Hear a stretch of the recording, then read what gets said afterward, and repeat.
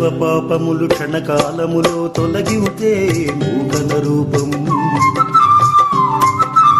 విని జనుల కన్ను క్షణమును శుభములనందించే మణిమయ దీపం తరలి వచ్చినారే మునివరులమ్మ సేవ చేయా తరుణమిదే రండి పామరులార ప్రణములిడగా లక్ష్మి పదములరయా మహాలక్ష్మి పదములరయా సర్వ పాపములు క్షణకాలములో తొలగించే మోహన రూపం జనుల